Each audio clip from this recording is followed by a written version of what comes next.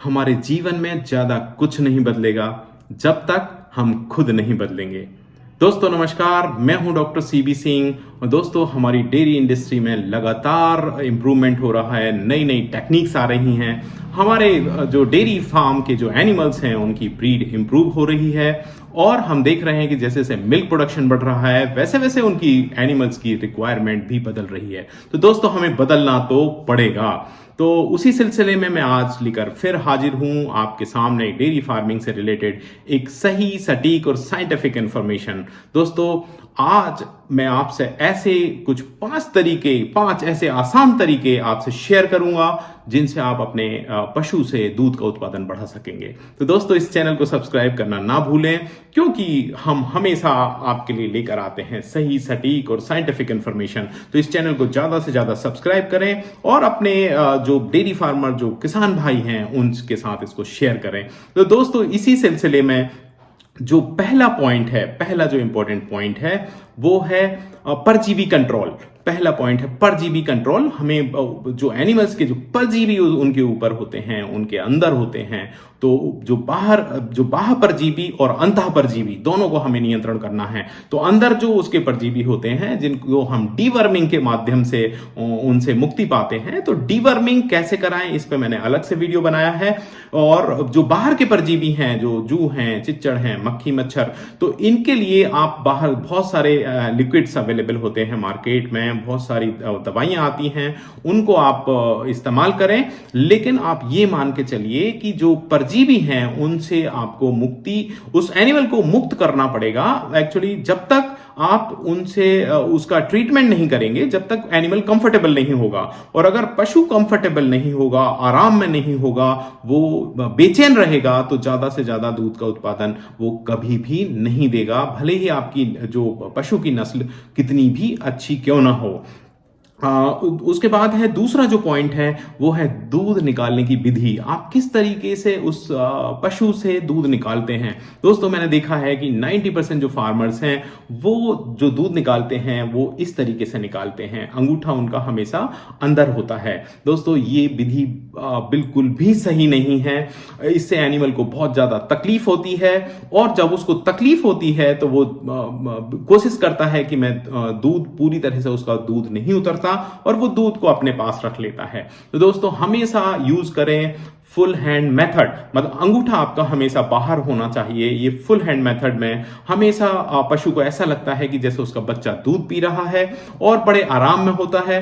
आराम में जब वो होता है तो वो ज्यादा से ज्यादा दूध देने की कोशिश करता है और वो अपने पास बिल्कुल भी दूध नहीं रखता। अगर आप फुल हैंड मेथड का यूज नहीं कर पाते, आपके पास बहुत ज्यादा पशु हैं, तो आप मिल्किंग मशीन का यूज कर सकते हैं, क्योंकि जो मिल्किंग मशीन है वो फुल हैंड मेथड प्रिंसिपल का उपयोग करती है और उससे भी जो पशु है वो आराम फील करता है।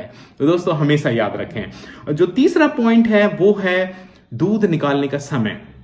हमेशा उस टाइम को फिक्स करिए और कोशिश करिए कि जल्दी से जल्दी दूध को निकालें। मतलब अगर आप 7 बजे मिल्किंग करते हैं तो 7 बजे आप उसका दूध निकालें हमेशा, क्योंकि आप उसका एक क्लॉक सेट हो जाता है, बायोलॉजिकल क्लॉक सेट हो जाता है और डेली उसी समय उसके दिमाग से कुछ ऐसे सिग्नल्स पैदा होते हैं कि उस समय उसको दूध देना है। अगर आप उस समय को बार बार बदलते रहेंगे तो वो एनिमल हमेशा, मैंने देखा है कि आपको प्रॉब्लम देगा और वो मिल्क हमेशा पूरी तरह से उसका मिल्क लेट डाउन नहीं हो पाता, मिल्क पूरी तरह से उतरता नहीं है, जिसकी वजह से कई सारे फार्मर्स परेशान होते हैं और कई सारे फार्मर्स उसको फिर इंजेक्शन लगाने लग जाते हैं या और दूसरे तरीके अपनाने लगते हैं जो ना पशु के लिए सही है ना किसान के लिए सही है। तो हमेशा एक टाइम को फिक्स करें और फिक्स टाइम पे जब भी आप मिल्किंग करें कोशिश करें कि उस टाइम में जब आप मिल्किंग कर रहे हैं वो जल्दी से जल्दी मिल्किंग कर लें। मतलब कम से कम आप ये मान के चलें कि 5 मिनट से लेके 10 मिनट के अंदर आपकी मिल्किंग कंप्लीट हो जानी चाहिए, क्योंकि वो जो सिग्नल्स हैं, जो ऑक्सीटोसिन है, जो इंडक्शन है, वो वहां से जो रहता है उसका असर 7 से 10 मिनट के बीच में खत्म हो जाता है। तो आपको कोशिश करनी है कि 7 मिनट से 10 मिनट के बीच के अंदर आपको मिल्किंग कंप्लीट कर लेनी है। तो fix the time and fast the milking. Okay, उसके बाद है जो हमारा 4th पॉइंट है वो है आहार। उसको जो कुछ भी आप आहार खिला रहे हैं उसमें एनर्जी को ऐड जरूर करें। और एनर्जी आपको कहां से मिलेगी?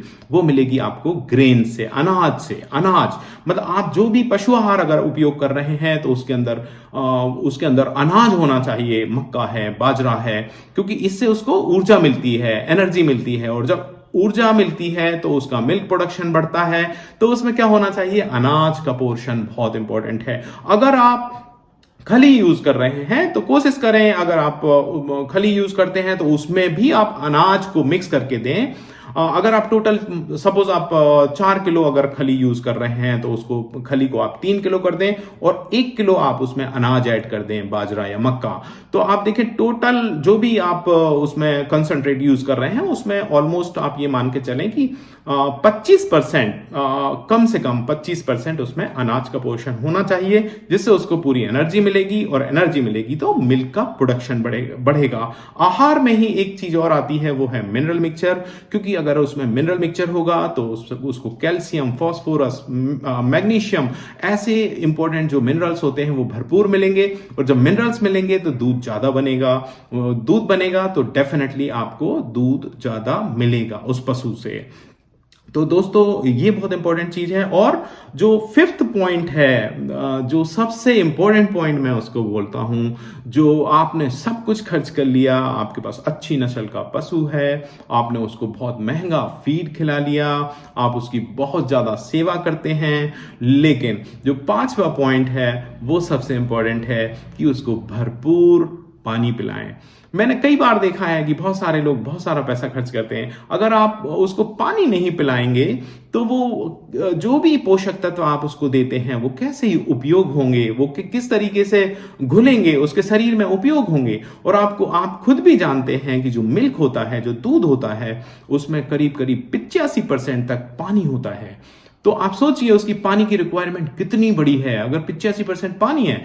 और ये साइंटिफिकली देखा गया है कि लगभग 1 लीटर जो मिल्क है उसको पैदा करने के लिए उस पशु को करीब करीब 5 लीटर पानी की आवश्यकता होती है। तो आप समझिए अगर वो 20 लीटर दूध दे रहा है तो उसको कितने पानी की आवश्यकता होगी। तो दोस्तों पानी का इंतजाम जरूर करें, खाने के पास ही करें, क्योंकि पानी से उसकी बीमारियां भी कम होती हैं। क्योंकि उसके अंदर जो भी टॉक्सिन्स बनते हैं तो वो टॉक्सिन्स भी उसके शरीर से बाहर निकल जाते हैं। और पानी क्योंकि मैंने देखा है कि अगर साफ सुथरा पानी उसको अवेलेबल नहीं होता तो वो पानी नहीं पीता। और कई बार हम भी जाने अनजाने में उस पर पानी को हम ध्यान नहीं देते कि कितना पानी पिलाना चाहिए। तो दोस्तों ये कुछ छोटी छोटी चीजें होती हैं जो बहुत बड़ा फर्क पैदा करती हैं। तो ये मैंने आपको 5 तरीके जो बताए हैं, अगर आपके पास अच्छी नस्ल का पशु है और आपको लगता है कि उसको ज्यादा से ज्यादा दूध का उत्पादन दे सकता है और नहीं दे रहा है, तो इन 5 तरीकों को आप उपयोग करें जो मैंने बताए हैं। आपको बहुत जल्दी से एक बार रिपीट कर दूं। पहला है परजीवी नियंत्रण, जो बाहर परजीवी हैं और उसके जो अंदर पेट में जो परजीवी हैं उनका नियंत्रण।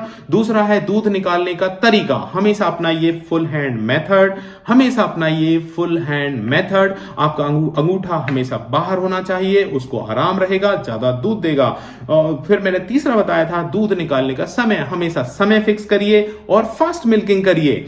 मेरा जो 4th पॉइंट था वो है उसका आहार, हमेशा उसमें थोड़ी सी एनर्जी का पोर्शन ऊपर साइड में रखें। और एनर्जी मिलेगी आपको ग्रेन से, अनाज से, और साथ में उसको मिनरल मिक्सचर आप दें। और 5वां जो पॉइंट था, सबसे जो इंपॉर्टेंट पॉइंट था, वो है उसको भरपूर पानी की उपलब्धता, 24 घंटे पानी की उपलब्धता। ये बहुत इंपॉर्टेंट पॉइंट्स थे दोस्तों।